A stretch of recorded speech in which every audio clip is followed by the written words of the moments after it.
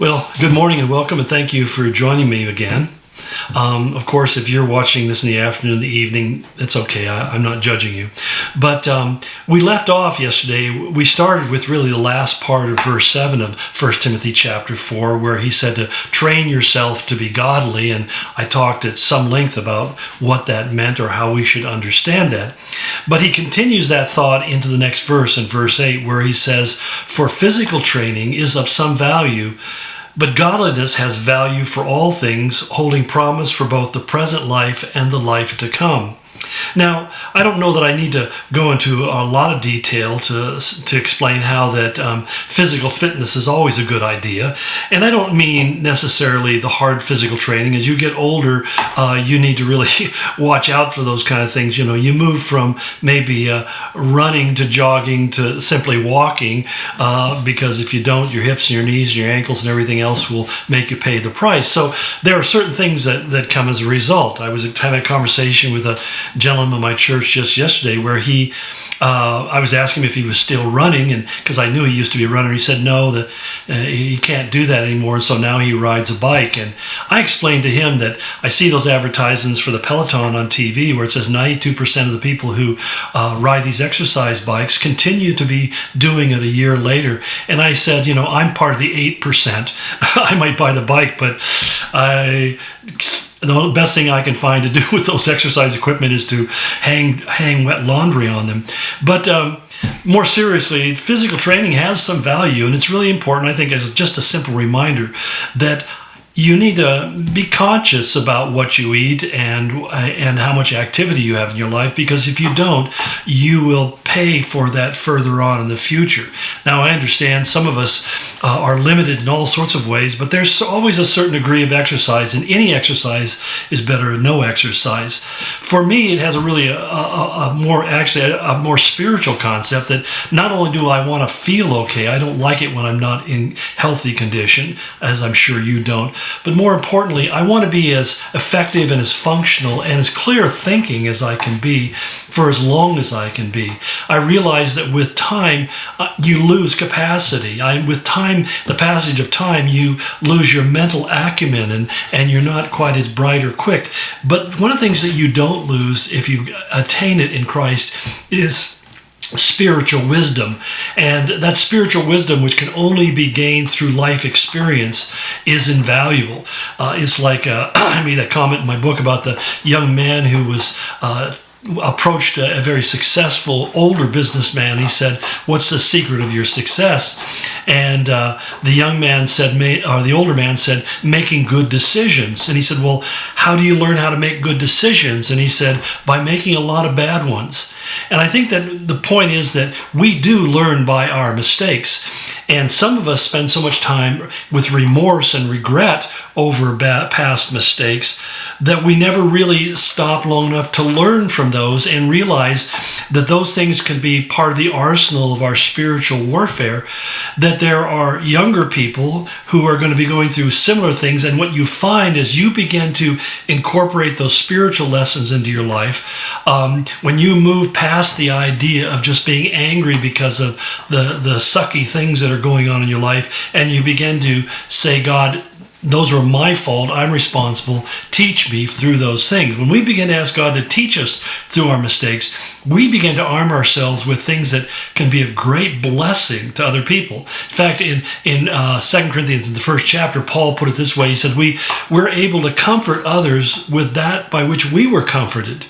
So that as we become comforted by God, God gives us an experience that enables us to comfort other people.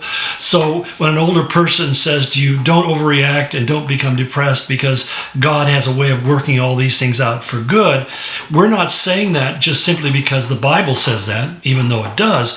We're saying that because we've tried it and we've proven it in our life. We found that even some of the boneheaded things we have done have somehow woven themselves into our life in a fabric of wisdom that enables us to give counsel and guidance to other people.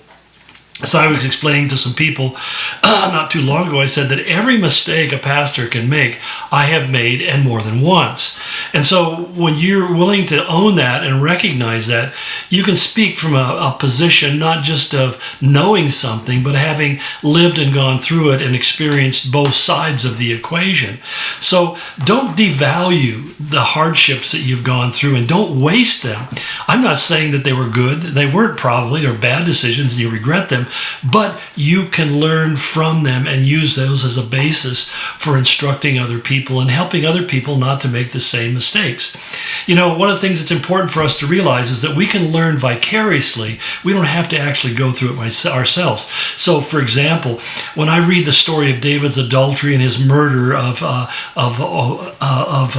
Bathsheba's husband, Uriah, I don't have to commit adultery and I don't have to murder to realize neither one of those things work out well. Neither one is a solution to any problems. They only multiply the troubles. And that's why it was said to King David that the sword will never depart from your house because of these things. And David's life and his family was troubled forever because of his infidelity and then the murder that he committed to cover up that infidelity. Well, so it's really important to realize that as I read that story, I don't have to make those same mistakes. I can learn from those mistakes. And there are other people who God will bring into your life if you've learned those lessons and you're willing to communicate them honestly, that he'll bring those people by your way, across your path, and you'll be able to speak into their life in a way that will make a tremendous difference. Because even though we know that physical training has values, has some value, it's not the kind of thing that should consume the bulk of your calendar. He says what really should be the focal point, or where you really exercise your best time, is he said godliness has value for all things. So when I was still running, I used to get up early in the morning and I'd go running. Now I don't run anymore. I have too many replacement parts.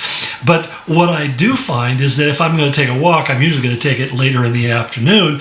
And what I want to do first thing in the morning is to work on my godliness. And that begins by spending time with God and his word and time in prayer. Because godliness, unlike physical training, it says holds a promise for both the present life and the life to come. So it isn't just something that benefits you in the short term. It's something that is a benefit to you for the entirety of your life. And when your body gets to the point where it really is not cooperating anymore, as my father put it when he was dying of cancer, he says, in my mind I'm a young man, but my body won't do anything I tell it. And you realize that one day that's going to possibly, very potentially be you, unless you die younger than the rest of us. The whole point being this, that the one thing that you'll never regret is that you weren't godly.